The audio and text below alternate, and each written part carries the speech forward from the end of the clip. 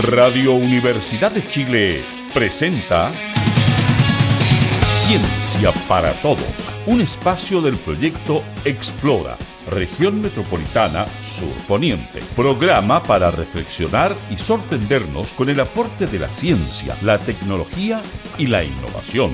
Un espacio para mentes inquietas y curiosas. Esto es Ciencia para Todos. Bienvenidas y bienvenidos a quienes nos escuchan a través de la Radio Universidad de Chile y la red de radios comunales y locales que nos acompañan. Mi nombre es Lucía Núñez, soy parte del equipo Explora Sur Poniente y este jueves y los próximos jueves estaremos invitando a todos quienes están en sus casas a reflexionar, conversar y hacernos un montón de preguntas sobre salud mental, sobre ciencia, tecnología y un montón de otros temas. Esto es Ciencia para Todos. Y bueno, hoy tenemos una programación especial que estamos realizando en conjunto con otra iniciativa de nuestro Par Explora, que es Ciencia Abierta. Así es que los invito a que se conecten, a que estén escuchando, porque tenemos un tremendo invitado para esta ocasión. Bueno, les recuerdo que nos pueden encontrar todos los jueves de 6 a 7 de la tarde para hablar de estos temas que nos importan a partir de las experiencias y de las vivencias de las comunas de nuestro territorio. Por eso voy a saludar a estas 22 comunas que forman parte de nuestra zona, que son Alhué, Buin, Calera de Tango, Cerrillos, Cerro Navia, Curacaví, El Bosque, El Monte, Estación Central, Isla de Maipo, Lo Espejo, Lo Prado, Maipú, María Pinto, Melipilla, Padre Hurtado, Paine, Peñaflor, Quinta Normal, San Bernardo, San Pedro y Talagante. Bueno, y como les conté, nosotros somos una red de radioemisoras que estamos transmitiendo este programa y quiero saludar, por supuesto, a nuestros colegas de Radio Maipo, Radio Origen, La Voz de Paine, Radio Energía del Monte, Radio Isla de Isla de Maipo y a nuestro gran colaborador, la Asociación de Municipios Rurales AMUR. Bueno, sabemos que todavía hay gente que no nos conoce muy bien, así que quiero contarles de estas actividades que estamos haciendo en el Par Explora RN Sur Poniente. Nosotros trabajamos entonces con estas 22 comunas de la zona surponiente de nuestra región y a través de distintos lenguajes que ojalá sean innovadores, queremos llegar a distintos públicos con los temas científicos que estimulen su curiosidad. Es así como buscamos llegar a los temas que más le interesan a nuestra comunidad y nos dimos cuenta que la salud mental es uno de los temas que genera más dudas. Y que durante el año pasado estuvimos hablando harto sobre salud mental en docentes, pero este año en particular existen varios problemas asociados a salud mental con nuestros jóvenes. Es así que hoy día entonces vamos a hacer este programa especial en esta alianza virtuosa con Ciencia Abierta y el programa radial Ciencia para Todos. Ciencia Abierta es una iniciativa que promueve la socialización y apropiación de los saberes a través de actividades lúdicas y participativas. Y esta instancia es parte del programa Ciencia Pública, que pertenece a la División de Ciencia Sociedad del Ministerio de Ciencia, Tecnología, Conocimiento e Innovación. Y durante todo el año, Ciencia Abierta estará desplegando distintas actividades basadas en temáticas mensuales. Y el mes de julio corresponde al mes del arte y la juventud. Es por eso que tenemos un tremendo invitado para que hablemos sobre salud mental y juventud. Él es médico, psiquiatra, académico de la Facultad de Educación de la Universidad de los Andes, donde ejerce como director del Centro de Investigación de Salud Mental Estudiantil. Además, es investigador del Núcleo Milenio para mejorar la salud mental de adolescentes y jóvenes, y él es el doctor Jorge Gaete. Buenas tardes, Jorge. Muchas gracias por aceptar la invitación para conversar esta tarde con nosotros. Muchas gracias, Lucía, por la invitación, por Explora en general, y nada, por esta oportunidad de poder conversar acerca de estos temas. Bueno, como les comentaba, Jorge, ¿cierto? Este programa lo que busca es conversar sobre algo que está bien candente, ¿cierto? A nivel social, en todo el territorio, no solamente en las 22 comunas de nuestra zona, y algo que empezó a marcar como la pauta noticiosa después de la pandemia del COVID. Y estamos hablando, ¿cierto?, de la violencia en los colegios, que después del retorno a clases se volvió algo bastante intenso, bastante frecuente. Bueno, y sabemos que la violencia en los colegios va desde riñas entre estudiantes, altercados entre estudiantes con profesores, maltrato físico entre compañeros y compañeras de curso, de colegio, e incluso episodios tan fuertes y tan graves como el que ocurrió en la comuna de Quinta Normal, donde hubieron amenazas de masacre dentro del colegio. Bajo tu mirada profesional, Jorge, ¿por qué ocurre esta situación y qué factores podrían haber desencadenado este clima de violencia en los colegios? Bueno, yo diría que hay varios factores que pueden estar influyendo en lo que estamos viendo hoy en día. Por un lado, yo diría que hay un retraso importante en algunas habilidades académicas, habilidades cognitivas que se fueron produciendo producto de la pandemia. Varios estudios están mostrando, por ejemplo, retraso importante a nivel del desarrollo del lenguaje, el desarrollo del procesamiento de la matemática, y así como se ha visto como estas mermas o retrasos en ciertas áreas del desarrollo más bien cognitivo, también ha habido retrocesos o retrasos en el desarrollo de habilidades más bien socioemocionales. Los chicos hoy día tienen menos habilidades prosociales. En un estudio que hicimos recientemente mostramos cómo una de las principales habilidades que pareciera estar digamos, retrasada dentro de la perspectiva de los estudiantes es el de habilidades prosociales, que son aquellas que tienen que ver con el poder ayudar a otro, el esperar el turno, el ser amable con otro, una serie de habilidades prosociales que hemos visto que durante la época de pandemia los estudiantes no tuvieron tanta oportunidad de practicarlas porque estaban muchas veces solos frente a una pantalla, muchas veces no tenían con quienes interactuar desde de su misma edad y por consiguiente este ambiente que naturalmente se vive en los colegios previo a la pandemia probablemente produjo un efecto bien importante en esta área. Yo diría que ese es un factor bien importante. El segundo factor que tiendo a considerarlo como un elemento importante durante la pandemia es los niveles de ansiedad y depresión que empezaron a aumentar en la población infanto-juvenil. Hay varios reportes que muestran, por ejemplo, un estudio que se publicó en JAMA Pediatrics el año pasado, en agosto, mostró que la prevalencia de síntomas ansiosos y depresivos durante la pandemia se había doblado, o sea, había sido 2 veces más alta que lo que se había visto durante la pre-pandemia. O sea, la salud mental también está impactada ya, producto de distintas razones, la misma situaciones de restricción en la vinculación con otros, el cambio en la rutina, el tema de tener que cambiar todo el sistema educativo a un sistema más bien online, claramente produjo efectos muy negativos también en el área de la salud mental. Y un tercer aspecto que siempre considero como importante es el tema de la familia. Todos los sistemas, en el fondo, se vieron bastante estresados producto de la pandemia. Familias que perdieron el trabajo, familias que tuvieron que reacomodarse, familias que tuvieron que vivir en espacios pequeños también, y la restricción de las salidas, por ejemplo, implicó que la convivencia a veces dentro de las familias se tensionara. Ya hay algunos reportes que incluso muestran que hay un aumento en actos de violencia doméstica, por ejemplo, durante la pandemia. Y eso lo vivieron también las niñas, niños y adolescentes.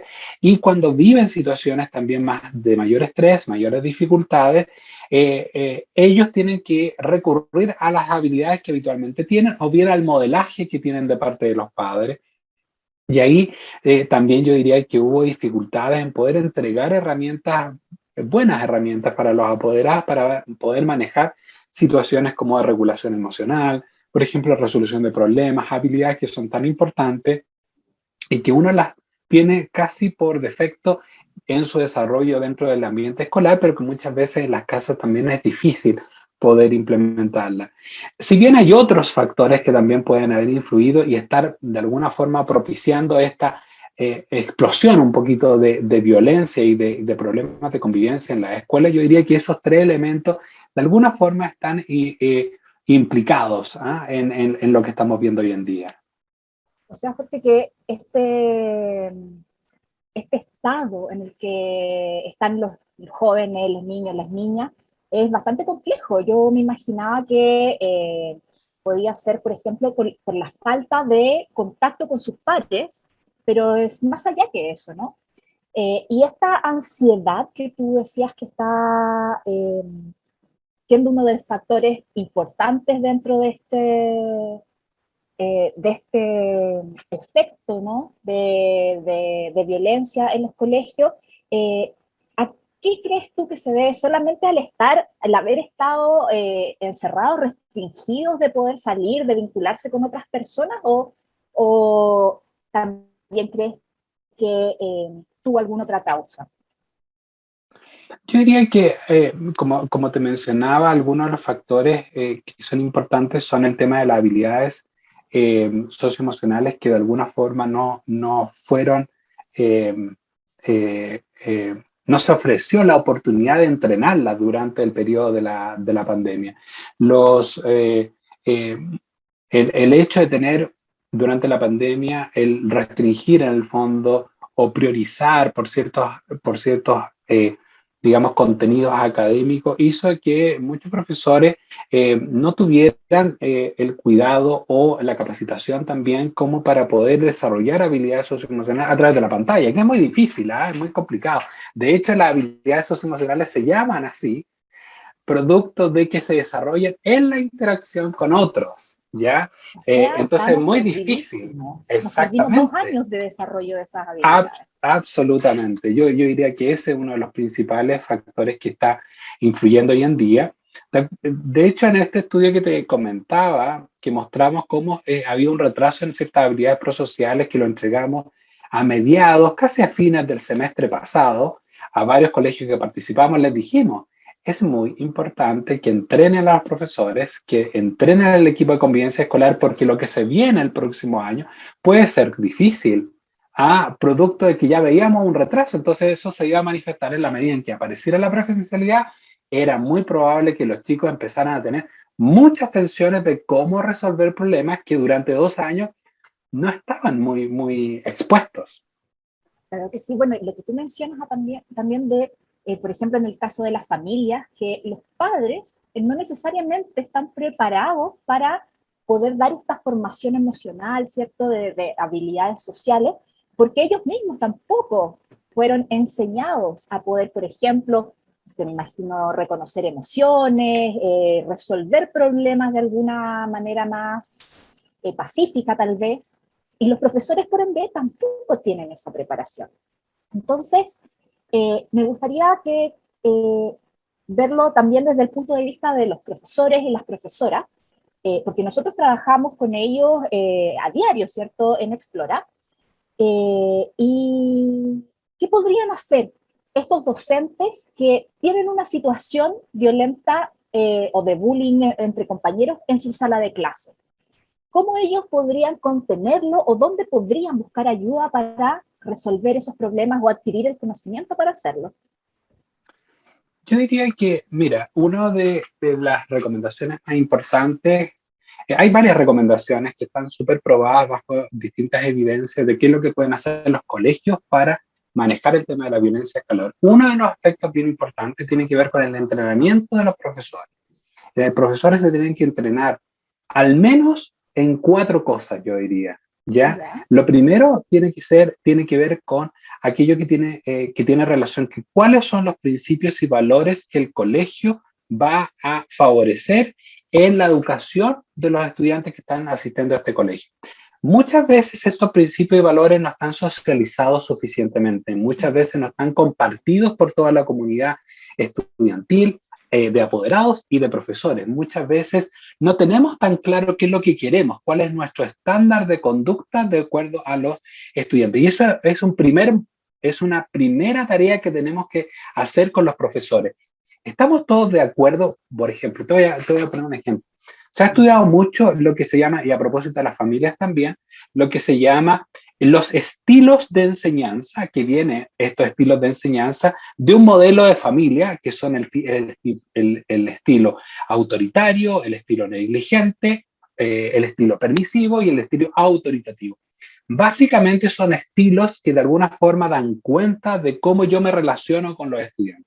Hay profesores, por ejemplo, que tienen un estilo autoritario, en donde su relación con los estudiantes se basa en la disciplina, en la obediencia, es decir, que los estudiantes hagan lo que el profesor establece como lo correcto, como lo que se tiene que hacer. Y esa forma de relación se transmite en distintas áreas. Tenemos profesores, por ejemplo, que son más bien permisivos, profesores que se dedican fundamentalmente o tienen su foco en que el estudiante no sufra, básicamente. Pero a tener este foco, de alguna forma no son exigentes. Entonces nos muestran, por ejemplo, su preocupación cuando los estudiantes no están rindiendo bien, entonces les cambian la fecha de las pruebas, les disminuye el contenido de las pruebas, o sea, los deja contentos a los estudiantes, pero no se preocupa de que ellos también tienen que ser exigidos de alguna forma para poder aprender. Claro, o Y sea, tenemos ninguno un de estos dos estilo. ejemplos que tú me mostraste son tan buenos, ¿no? Exactamente, absolutamente. Y ahí se recomienda el estilo más bien autoritativo, que es una mezcla de alguna forma, en donde hay un profesor que es exigente, que se preocupa por los resultados, pero también se preocupa por el proceso y da elementos de contención, de comunicación, de calidez frente a la relación, que no lo tiene el estilo autoritario, obviamente, pero que exige más que el estilo permisivo, por ejemplo. Este tipo de cosas, muchas veces los profesores no lo tienen tan claro. ¿Cuál es mi estilo? ¿Cómo me relaciono con ellos? Y a veces quedan impresos algunos principios y valores que permiten o permean la relación y que a veces validan la violencia, por ejemplo. ¿Ya? Por ejemplo, alguien permisivo podría dejarlo que se resuelvan solo, que ellos son los que tienen que resolver el problema, o alguien más bien autoritario puede tener una posición muy estricta y los expulsa rápidamente de la sala o los suspende del colegio, y uno dice, claro, pero la mirada que tenemos que tener desde el punto de vista de la educación es cómo yo puedo, a través de estas medidas, aumentar el desarrollo de habilidades en los estudiantes. Entonces, aquellos que son perpetradores, que son agresores, si yo los expulso de la sala, luego del colegio, y luego hago que llegue a otro colegio, en el camino, ¿qué le enseñé? ¿Quién le enseñó a comportarse de la forma que tenía que comportarse? Muchas veces nadie. Entonces yo me elimino un problema, pero no le estoy dando la herramienta a ese estudiante. Ahí hay un modelo que es bien interesante, que es el segundo aspecto que tiene que ver con los profesores y la capacitación, ¿ya?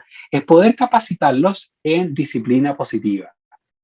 Disciplina positiva es una estrategia muy conocida que se ha implementado en distintos ámbitos familiares y escolares al mismo tiempo, en la cual de alguna forma se promueve las conductas que uno quiere favorecer o que perduren en el tiempo y que se vaya reduciendo las conductas más bien negativas. Pero el enfoque es más bien un enfoque que yo diría que es más bien progresivo. Te voy a dar un ejemplo. Por ejemplo, en la disciplina positiva uno lo que tiene que tener es claramente cuál es mi código de conductas esperado dentro de la sala de clases, dentro del colegio. O sea, los estudiantes yo prefiero, por ejemplo, que ellos sean amables unos con otros, se respeten unos con otros. Pero ¿qué incentivos tengo para que aparezcan esas actitudes? Entonces, por ejemplo, incentivos progresivos. Lo felicito en forma verbal directamente, le mando una carta a los apoderados diciendo lo bien que se está portando, lo expongo en una asamblea de estudiantes diciendo que este es un estudiante modelo, producto de las conductas que tiene son aquellas esperadas para el resto también, ¿ya? ¿Te fijas cómo yo establezco estándares de conducta y luego incentivos para esas conductas? Y posteriormente, muy al final, este código de conducta debe tener como algunas medidas que tienen que ver con aquellas conductas que son intolerables, como la violencia física, como algunas situaciones como de peleas, por ejemplo. Y ahí hay otra estrategia que tiene que ver con un modelo que se llama, por ejemplo, el modelo de, se llama Proactive Collaborative Proactive Solution, que es un modelo CPS, ¿ya? Que es un modelo de, en el fondo, es de modelo de soluciones proactivas colaborativamente entre profesor y estudiante. Básicamente, uno podría decir que el estudiante, cuando comete una conducta que no es deseada, le pegó a un compañero, por ejemplo, ¿qué es lo que puede hacer el profesor? Bueno, lo primero es tratar de entender por qué se está comportando así, que es lo que nosotros llamamos el paso empático, o el primer paso es entender por qué tuvo esa conducta, qué es lo que está detrás, tuvo un mal día, durmió mal, tuvo una pelea en la casa, entender por qué está con esa irritabilidad y con esa molestia hacia el compañero. Lo segundo es mostrarle desde la perspectiva del adulto qué es lo esperado o cuál es la preocupación que yo tengo con esa preocupación. Me preocupa que tú estés teniendo esta conducta, primero porque él está produciendo un rechazo por el resto de tus compañeros. Tus compañeros ya no quieren estar contigo o muy cerca porque está produciendo cerca. Me preocupa eso. Y eso te puede afectar no solo socialmente, sino también en tu estado de ánimo. Y también vas a tener menos recursos para poder estudiar en el día de mañana. Y por consiguiente, me preocupa que todas estas cosas no se estén desarrollando en ti. ¿Te fijas cómo primero parto desde entender el problema, desde la mirada del estudiante, luego demostrarle cuál es mi preocupación y luego llegar a una solución conjunta, colaborativa? Por eso se llama Collaborative Proactive Solution. Jorge, y en Y este esa, tipo sí, de abordaje de los problemas también, o sea, ¿se hace solo con el estudiante que fue agresor o también con la víctima? también con la Porque de víctima. alguna manera el agresor va a reaccionar a algo, ¿cierto? Entonces hay una persona que hizo algo, probablemente sin darse cuenta, que generó esta reacción violenta. Entonces también me imagino que hay una forma de que ambos involucrados o ambas involucradas conozcan qué fue lo que hicieron para que se generara ese conflicto. De todas maneras, de todas maneras. Solo para terminar un poco la idea de este modelo, en el fondo, es que uno le da la oportunidad al estudiante de generar sus propias soluciones. Y le dice, ¿cómo crees que esto lo podemos resolver? Muchas veces el estudiante dice, no, no sé, no tengo idea, no se me ocurre. Ok, piénsalo, ¿ya? De aquí a mañana piénsalo, nos volvemos a juntar y tratemos de llegar a una solución. Pero siempre tratar de que esa solución venga de parte del estudiante, ¿ya? Y solo al final, si es que no aparece, uno poder proponerle algunas soluciones. En la medida en que uno practica una y otra vez, esta forma de conversar o de dialogar se va haciendo mucho más natural y los estudiantes van aprendiendo algunas habilidades en ese sentido.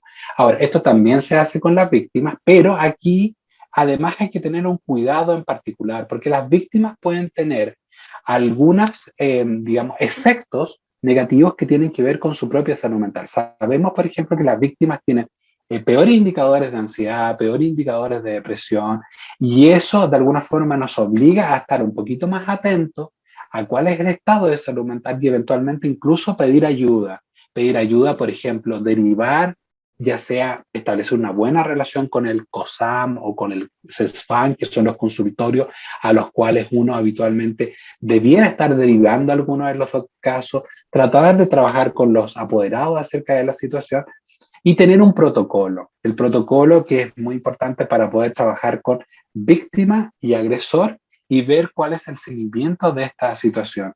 Cuando nosotros hicimos el primer estudio en Chile sobre la prevención de bullying, aplicando el programa Kiva, por ejemplo, que eso fue en el año 2017 al 2016 al 2018, que se acaba de publicar por otro lado, vimos cómo muchos colegios no tenían o no habían internalizado claramente protocolos del manejo de la violencia escolar en sus propios establecimientos educacionales. El programa Kiva, ya que hoy está disponible en Chile, provee de algunos protocolos que permiten tener mayor claridad cuáles son los pasos o cuáles son las instancias de trabajo, tanto para la víctima como el agresor, y cómo se trabaja con el curso en lo cual este hecho se está produciendo en particular. Todo esto se capacita a los profesores, al equipo de convivencia escolar, y de alguna forma vuelvo a lo mismo que planteaba inicialmente, capacitación de los profesores y del equipo de convivencia escolar. Ellos no tienen por qué tener todas las herramientas claras desde que salen desde la universidad para enfrentarse a situaciones como esta, y es importante que los sostenedores, los directores, provean las oportunidades también para los profesores y capacitarse en estos ámbitos que a veces es muy, muy difícil. Así es.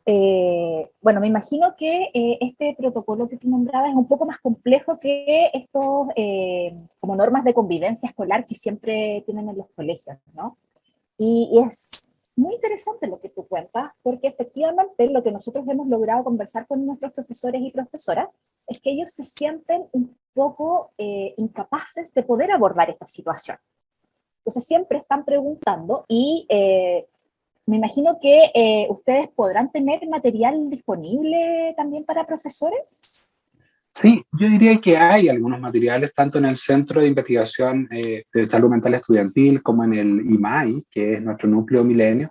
Hemos ido generando algún material para poder trabajar y orientar un poquito a los profesores en algunas de estas dinámicas. Y en cualquier cosa también digo mi correo, si alguno quiere escribirme, que es jgaete@uandes.cl, jgaete@uandes.cl, que mi correo, que también pueden escribirme y podemos facilitar algunos de los materiales que estamos utilizando para el entrenamiento de profesores.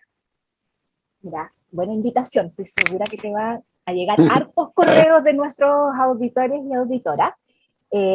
Pero bueno, como vimos ya es un problema bastante complejo, ¿cierto? Donde no solamente lo que pasa dentro del colegio es importante, sino que también hay que involucrar a otros participantes, a otros como estamentos, ¿cierto? Que forman parte del problema, que son las familias. ¿Y cómo crees tú que desde las escuelas se puede involucrar a las familias en esta generación, en esta creación de un ambiente escolar más sano y más respetuoso? ¿Cómo podemos abordar en eso a los padres en esta tarea? Yo iría a través de tres formas bien claras. La primera es poder involucrarlos en las acciones y el plan que se debe generar dentro del establecimiento educacional para la prevención de la violencia escolar. De hecho, una de las primeras recomendaciones para trabajar esta problemática en colegios es la creación de un equipo que pueda de alguna forma liderar el proceso de acciones que yo voy a implementar para prevenir la violencia escolar, y ese equipo tiene que incluir algunos actores bien particulares. Tiene que tener representación de estudiantes, representación de apoderados, representación de profesores y parte del estamento directivo del colegio, e idealmente representantes de la comunidad en la cual está inserto ese establecimiento educacional.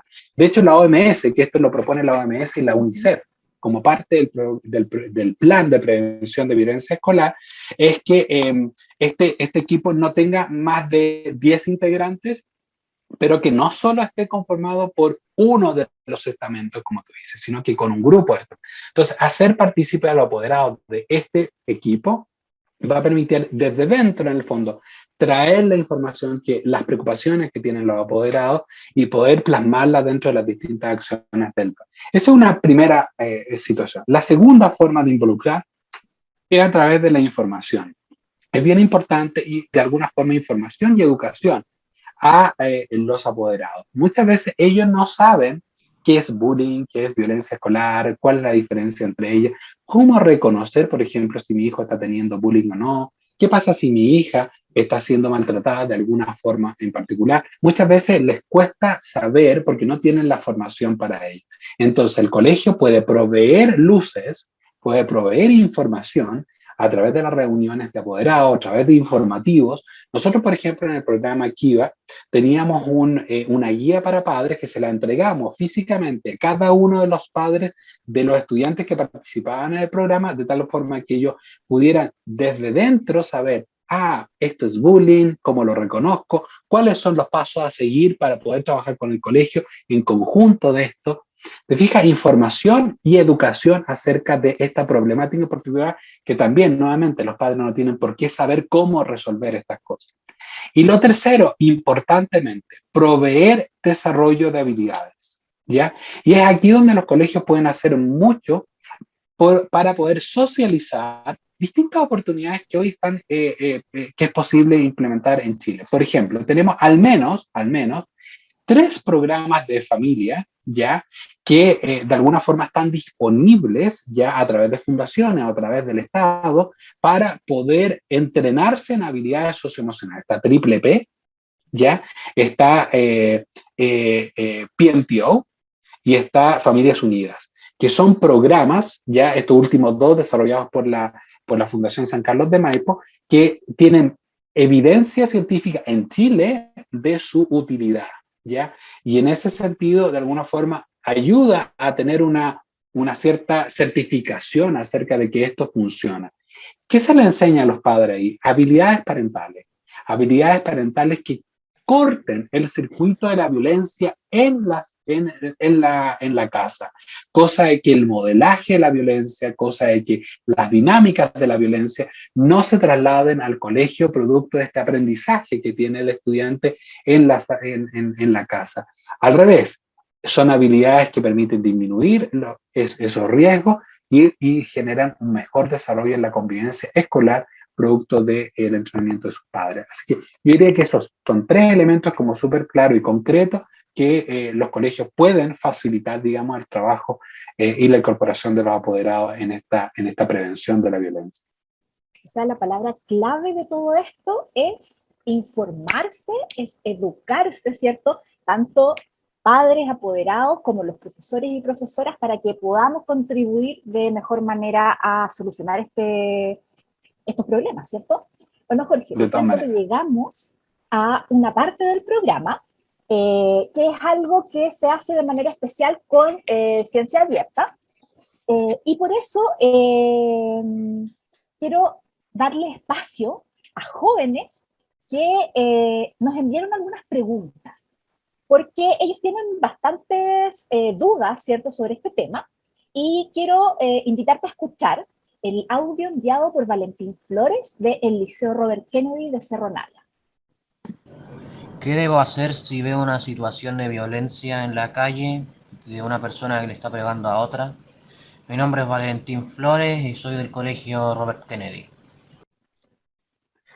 Bueno, muchas veces uno es, digamos, espectador un poco de estas situaciones de violencia, y aquí quiero responder como 2 cosas en particular. Una, la particular que nos menciona Valentín, y que cuando uno ve esta situación, especialmente en la calle, incluso afuera del colegio, siempre lo ideal es primero solicitar ayuda en aquellos que puedan proveer esa ayuda. Por ejemplo, pueden ser profesores, puede ser el inspector, pueden ser los encargados de convivencia. O sea, buscar a un adulto responsable que nos ayude a resolver esta situación que estamos siendo espectadores. De alguna forma. No tratar de involucrarse, no tratar de resolver la situación, porque muchas veces uno puede no tener todos los antecedentes y finalmente quedar un poquito expuesto a una situación que le afecte directamente en esa violencia. O sea, pedir ayuda, especialmente a aquellos adultos responsables que puedan estar alrededor de nosotros. Pero eso me lleva a también reflexionar sobre otra cosa que pasa durante las situaciones de violencia escolar o de bullying en particular, que son los testigos que están presentes frente a la situación de que están amenazando, tirando, diciendo apodos o directamente golpeando a otros estudiantes.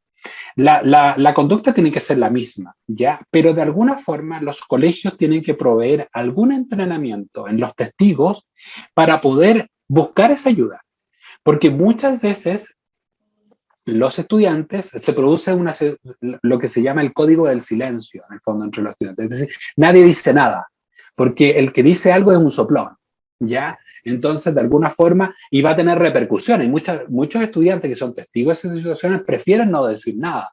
Y por consiguiente, la única forma es poder validar de que lo correcto, lo adecuado para poder ayudar a las personas que están sufriendo, en este caso a las víctimas, es abrir la situación, exponer la situación, porque la única forma para que el agresor disminuya el estatus en el cual de alguna forma está, es poder darse cuenta de que esta situación no es validada, no es querida, no es apoyada por el resto de los estudiantes. Si los estudiantes guardan silencio, no le dicen a nadie, nadie se entera, aumenta la situación o el estatus de poder del agresor, porque de alguna forma yo salgo impune, yo hago lo que quiero.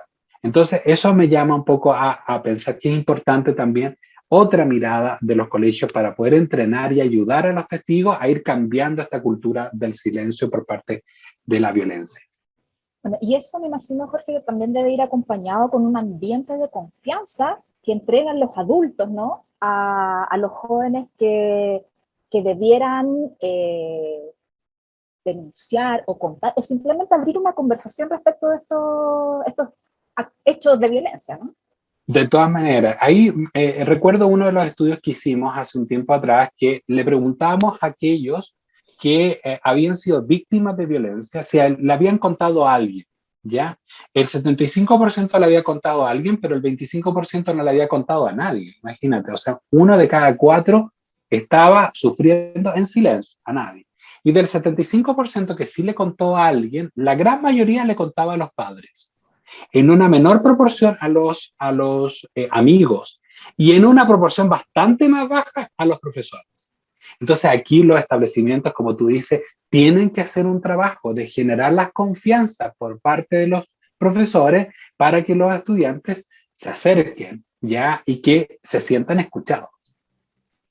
Así es, bueno, un trabajo bien, bueno, esto es lo que hemos estado hablando, ¿no? Tenemos que involucrarnos todos. Bueno, tenemos una segunda pregunta, Jorge. Esta vez la envió Máximo Velázquez del Colegio San Orland de la comuna de Cerro Navia. Hola, me gustaría saber si hay algunas señales para saber si a alguna persona le están haciendo bullying y cuáles son y cómo lo evitamos. Muy buena pregunta. Muy bien, muy buena pregunta. Sí, a ver, yo diría que es importante siempre tener en cuenta que cuando se producen cambios en la forma de actuar, la forma de responder, la forma de verse, los afectos de los estudiantes, uno tiene que tener alguna visión, especialmente uno lo dice para los apoderados, los profesores, pero también para el resto de los estudiantes. Por ejemplo, chicos que de repente empiezan a estar solos, a tener menos interés por socializar, tienden a retraerse, chicos que empiezan a dejar de ir al colegio o hay chicos que empiezan a saltarse algunas clases en particular, por ejemplo, la clase de educación física, que es donde lo molestan, donde le hacen bullying, entonces prefieren no ir a la clase de educación física, empiezan a pedir certificados para eximirse, por ejemplo, de alguna actividad en particular. O sea, cambios en la conducta, cambios en la forma de sentir, claramente puede estar de alguna forma indicando que algo le está pasando a este estudiante en esta situación. Y en ese sentido uno tendría que preguntar, tratar de indagar, tratar de apoyar y de alguna forma dirigir en el fondo estas preocupaciones a alguien que pueda ayudar. ¿Qué pueden hacer los estudiantes? A ver, lo primero, nunca enfrentarse frente al agresor. Eso es una cosa que es importante tener como en cuenta, ¿ya? Porque el apoyo hacia la víctima en particular tiene que venir desde el cambio de la cultura y desde el cambio de la respuesta que tienen los adultos sobre esa situación. Si eso no lo cambiamos, mi intervención directa probablemente tenga poco efecto. Cambio de la cultura, entonces decir, no validamos. ¿No? Y eso toma tiempo.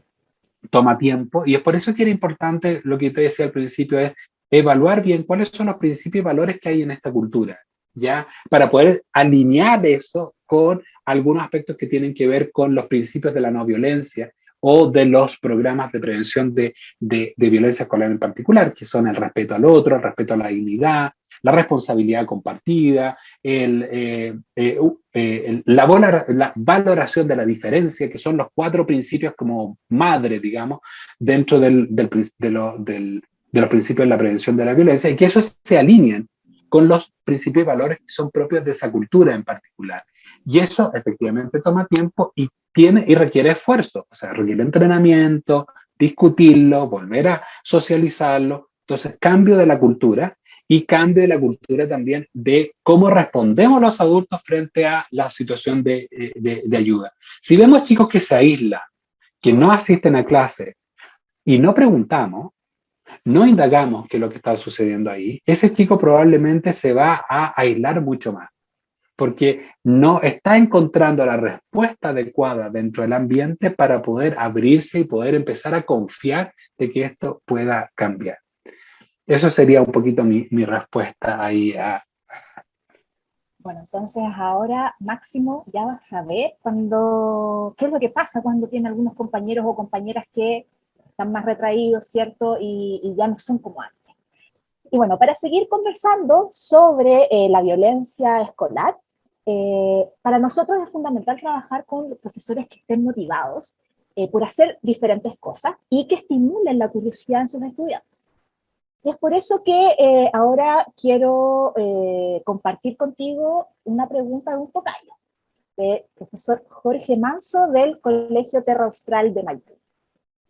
Hola a todos, espero que se encuentren todos muy bien y gracias por la invitación. Soy Jorge Manso, profesor de Biología del Colegio Terra Austral Oeste de Maipú, y mi pregunta es la siguiente. ¿Qué es la violencia? ¿Cómo se define? ¿Y cómo podemos diferenciarla de la agresión? Saludos. Bueno, Jorge, ¿qué le decimos a Jorge? Muy buena pregunta de Jorge Manso. Mira, la violencia se define como cualquier acción que produzca daño a otros, ya en general. Esta puede ser propiciada por una persona, por un grupo de personas, hacia otra persona o hacia otro grupo de personas. Cuando esta violencia de daño a otro ya se realiza o se produce en el ambiente escolar o en el trayecto de la casa al colegio o del colegio a la casa, se llama violencia escolar. O sea, la definición general de violencia se aplica en general para muchas problemáticas del ámbito de la salud mental, pero se circunscribe de acuerdo al contexto en el cual eso se desenvuelve en violencia escolar. Ahora, la agresividad en general, yo diría que se ha estudiado más bien, yo diría que lo primero, debo decir esto, que en general no ha habido una diferencia tan clara entre violencia y agresión, en el fondo. Ya en general tienden a utilizarse en forma sinónima, dependiendo del contexto en el cual se investigue. Pero yo diría que la agresión en particular o la agresividad en particular tiene algún elemento que denota o tiene una condición en particular ya que remite un poquito más como a alguna conducta ya que puede tener algunos elementos propios del desarrollo de la personalidad o propio del desarrollo del temperamento de cada una de las personas. Voy a poner un ejemplo. La agresividad como manifestación esporádica para resolver algunos conflictos, ¿ya? Se puede presentar en chicos pequeños, por ejemplo, entre los 3 y los 5 años. Esporádicamente, los chicos pueden tener manifestaciones de agresividad, ya dependiendo de la regulación de su propia conducta, pero de agresividad, para resolver algún conflicto en particular. Me quitaste el autito, yo quería ese autito, te golpeé para poder obtenerlo de vuelta. Entonces estoy actuando agresivamente, uno podría decir violentamente también, ya, pero que tiene que ver con la inhibición de la conducta, que tiene un elemento mucho más del desarrollo psicológico, conductual, uno podría decir. Ahora, si esa agresividad se hace crónica, se hace reiterada en el tiempo y persiste más allá de los 8 años, ¿ya?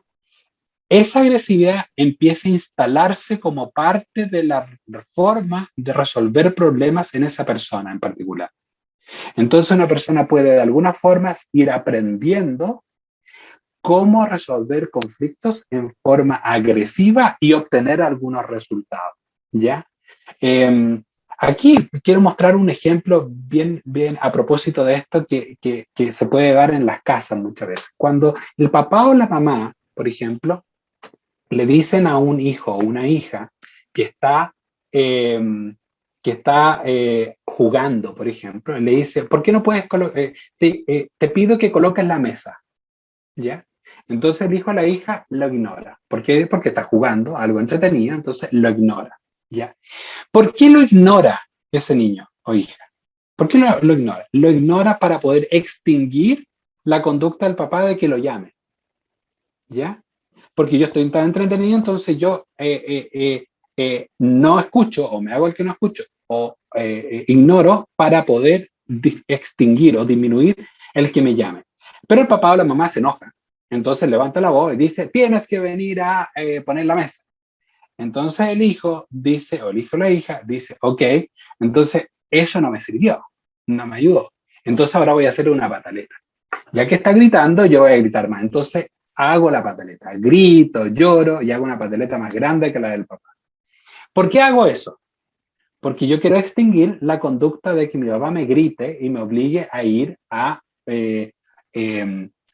poner la mesa porque yo quiero seguir jugando. ¿Ya? Aquí pueden pasar dos cosas.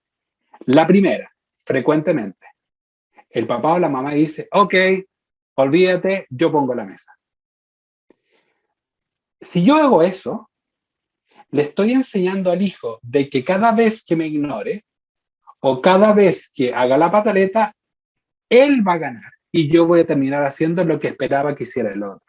¿Ya? Ese proceso se llama proceso familiar coercitivo. ¿Ya? Pero puede pasar otra cosa, de que el papá se enoje mucho más, vaya, se amarre al niño, le pegue y lo obligue a ir a colocar la mesa. ¿Qué aprende ahí el niño o niña? Aprende que a lo mejor con la violencia, con la agresión, yo voy a resolver el problema. Entonces, aquí hay procesos de agresión aprendidas también como parte del desarrollo y si se mantienen en el tiempo, pueden empezar a ser formas de resolución de problemas de muchas personas que no queremos en el fondo y se van a manifestar como violencia posteriormente en distintos contextos. Claro, y eso es lo que tú comentabas al comienzo, ¿no? De que los niños aprenden un poco por imitación también y que dependiendo de cómo los padres o los adultos reaccionen a ciertas situaciones, ellos van a repetir el mismo comportamiento. Absolutamente, exactamente. ¿Ya? Tenemos harto que aprender entonces para poder llevar una sana convivencia en todos lugares. Bueno, nos llegó otra pregunta, Jorge, pero esta vez por escrito de una persona que no quiso dar su nombre, pero la vamos a compartir igual. Dice, ¿cómo desde un círculo de apoyo conformado también por adolescentes se puede manejar la situación de un menor que está pasando por cuestiones complejas como el uso de sustancias o algunas ideas suicidas? Mira, aquí esta pregunta es muy, muy interesante porque sí, y abre una ventana que hay que tener algún cuidado en particular. Yo diría, lo primero, la ideación suicida, que es una condición bastante difícil que viven muchos adolescentes, uno de los elementos que de alguna forma potencian, aumentan la probabilidad de que yo pueda tener un intento suicida es sentirme solo, ¿ya? Sentirme aislado. ¿Ya? El aislamiento social es un factor de riesgo que aumenta la probabilidad de que yo pueda hacer algo en contra de mi vida cuando aparece la desesperanza o cuando aparece la ideación suicida. Por consiguiente, la presencia de amigos, personas que me apoyan, personas a las cuales yo puedo recurrir, son claramente factores de protección. Y en ese sentido me tomo de la primera parte de la pregunta. ¿Los adolescentes pueden ayudar en situaciones como esta? De todas maneras. Ser amigos cercanos, ser personas que están disponibles, que están dispuestas a poder conversar, a escuchar muchas veces las problemáticas, puede ayudar de todas maneras. No propiciar el aislamiento. Cada vez que aislemos a un adolescente, siempre recordar que puede haber un chico que ese aislamiento va a favorecer que empiece a tener ideas que pueden llevarlo a un curso mucho más negativo, como el tema de un intento suicida. Entonces, siempre que veamos chicos aislados, tratemos de incorporarlo, tratemos de hacerlos parte del grupo, no excluirlo. Entonces, esa primera mirada es importante. Lo segundo, con respecto al consumo de sustancias. Sabemos que el inicio del consumo de sustancias, de alcohol, tabaco, marihuana, en general es vía social. O sea, es social el inicio. Si bien la mantención hay componente más bien biológico, de personalidad, incluso de modelamiento de la familia, el inicio es social, es a través de pares, ¿ya? Y por consiguiente, los pares tienen un rol tremendamente importante en cómo resolver esta situación de lo que nosotros llamamos la presión de pares para propiciar o no el consumo de sustancias. Y ahí hay que tener un poquito de cuidado, porque no es tan fácil establecer medidas preventivas para que la influencia de pares sea hacia conductas saludables y no hacia conductas de riesgo, ¿ya? Y eso es un poco más complejo. Tenemos un programa, nosotros estamos evaluando en este minuto un programa que se llama Yo sé lo que quiero, que es un programa de prevención del consumo de sustancias que efectivamente aborda el entrenamiento de habilidades en adolescentes para poder ayudar a disminuir el riesgo de la presión de pares, cómo yo enfrento esa influencia en ese contexto donde muchas veces es muy difícil, la fiesta, la junta, ¿ya? Que es muy difícil zafarse de alguna forma, pero le enseñamos ciertas habilidades para poder resolver esa situación de la mejor forma. Eso es más complejo, eso no es tan fácil de decir, no aísles a este chico, como en el caso de la ideación suicida, porque requiere un entrenamiento un poquito más complejo, ¿ya? Como se provee en algunos programas. Mira, qué interesante todos estos datos que tú estás compartiendo con nosotros, Jorge, porque ahora sabemos que todos los que formamos parte de una comunidad educativa, ¿no? De una familia, podemos hacernos parte del problema y ayudar en la resolución. Quisiera hacer la última pregunta, Jorge, porque creo que es bastante importante y dice, si me siento abrumado por mis propios pensamientos negativos y me cuesta rendir bien en el colegio, ¿qué es lo primero que debería hacer para buscar ayuda? Si no quiero preocupar a mis papás y no quiero que nadie en mi colegio sepa por lo que estoy pasando en este momento. ¿Qué consejo ahí le darías a nuestro invitado? Sí, es compleja esa pregunta, porque voy a tratar de contestarlo lo mejor que pueda, en particular porque de alguna forma está diciendo, yo me siento mal, me siento abrugado, pero no quiero pedir ayuda, ¿ya? O no quiero preocupar a mis padres, no quiero hacerlos partícipes de, ¿ya? Nosotros tenemos distintos mecanismos de afrontamiento, que se llama, para poder resolver situaciones de estrés. Ya que se ha estudiado un montón, distintos mecanismos por los cuales sabemos que los mecanismos de afrontamiento proactivos, por ejemplo, pedir ayuda, es uno de los más exitosos para sentirse menos abrumado, menos complicado, menos preocupado por los síntomas emocionales, ansiedad o depresión que uno puede estar viviendo. Es decir, yo diría que en general tratar de abrirse a aquellos seres queridos y poder pedir ayuda ahí. Ahora, independiente de eso, yo puedo hacer algunas cosas. Efectivamente, yo puedo hacer algunas cosas y yo diría que hay dos formas de ver esto, de cómo puedo mejorar esta sensación, como estos pensamientos negativos y el sentirme abrumado. Lo primero, ¿puedo hacer algo para poder de alguna forma calmar estos pensamientos negativos? Y la respuesta es sí. Hay distintas técnicas que uno puede ir aprendiendo para poder reducir la intensidad de ciertas emociones negativas, reducir la frecuencia de ciertos pensamientos negativos a través, por ejemplo, de la respiración.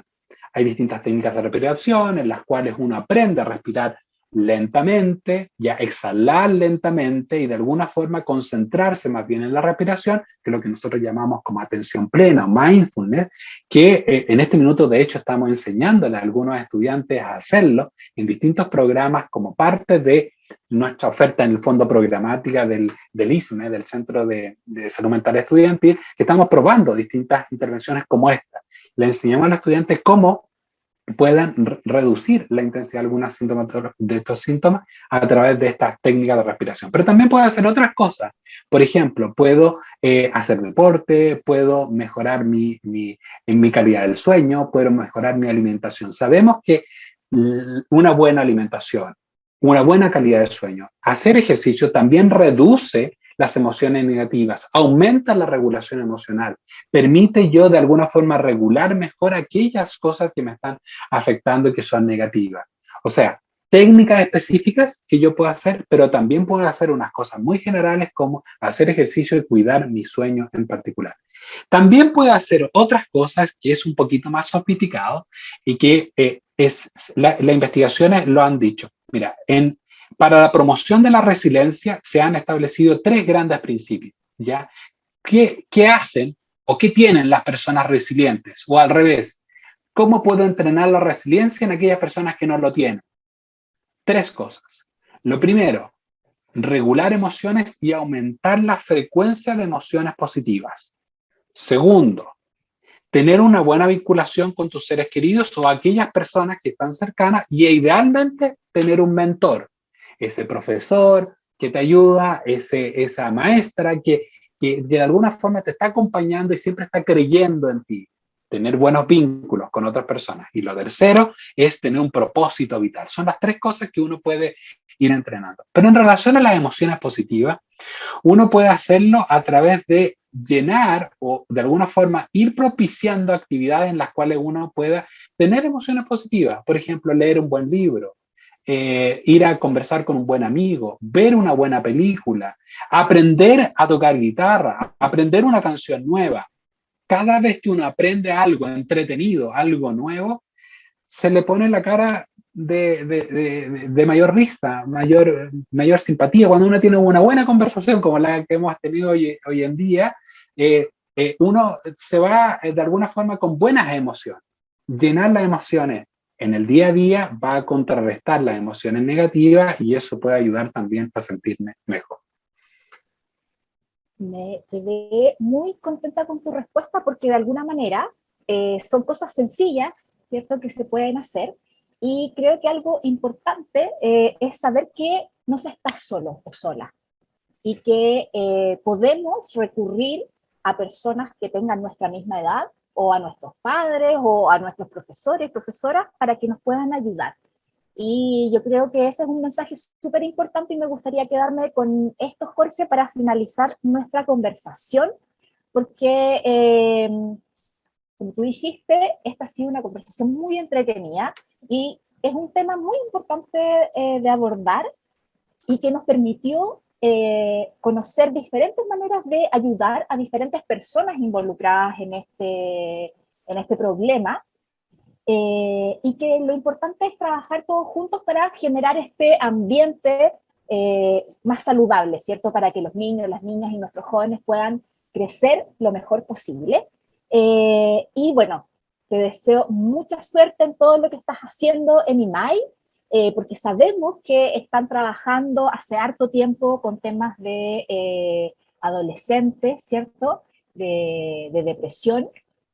Y bueno, quiero dejarte invitado, por cierto, a otras actividades de Explora donde podamos también contarles sobre el trabajo que tú estás haciendo ahí. Y te quiero dejar el micrófono abierto para que nos entregues 3 conceptos clave que resuman toda esta conversación de hoy.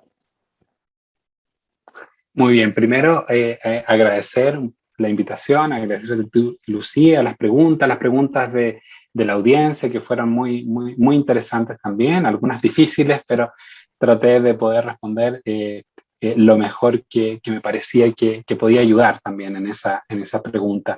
Yo diría que, mira, 3 conceptos. Lo primero, uno, recalcar lo que tú decías, que tiene que ver con el tema de la vinculación, vincularnos, estar juntos. Pensar que no estamos solos, pensar que hay otras personas que nos pueden ayudar, de mi misma edad, otros adultos que están a mi alrededor que pueden ayudarnos. Siempre pensar que hay otros a los cuales yo puedo recurrir, que siempre ayuda, especialmente en los momentos más difíciles. Lo segundo, yo diría que un poco para todo en general, yo diría que hay un concepto que lo mencioné muy rápido que tenía que ver con la responsabilidad compartida. La frase, la felicidad del otro depende de mí. Es decir, yo tengo que hacer cosas para que el otro esté mejor, ¿ya? No tengo que hacer necesariamente cosas solo para yo estar bien, sino que tengo que tener una responsabilidad compartida, dado que estamos viviendo en sociedad. Y lo tercero, yo diría que atreverse a explorar nuevos aprendizajes, nuevas formas de ver las cosas, nuevas formas de entender aquello que me está pasando y de alguna forma propiciar emociones positivas, el ayudar en este crecimiento a aprender cosas nuevas que seguro van a hacer que yo esté cada día mejor. Yo diría que esos 3 elementos me parecen como centrales, ¿no? Gracias, Jorge, entonces, por habernos acompañado esta tarde de jueves. Y a todos quienes nos escuchan, no olviden visitar nuestras redes sociales en Explora RN Surponiente, y nos volvemos a encontrar entonces el próximo jueves en otro capítulo de Ciencia para Todos, entre las 6 y las 7 de la tarde por Radio Universidad de Chile y la red de radios comunales y locales que nos acompaña. Muchas gracias por habernos acompañado en este programa especial de Ciencia Abierta, y nos vemos la próxima semana. Radio Universidad de Chile presentó Ciencia para Todos, un espacio del proyecto Explora, Región Metropolitana Sur Poniente. Programa para reflexionar y sorprendernos con el aporte de la ciencia, la tecnología y la innovación. Un espacio para mentes inquietas y curiosas. Esto fue Ciencia para Todos.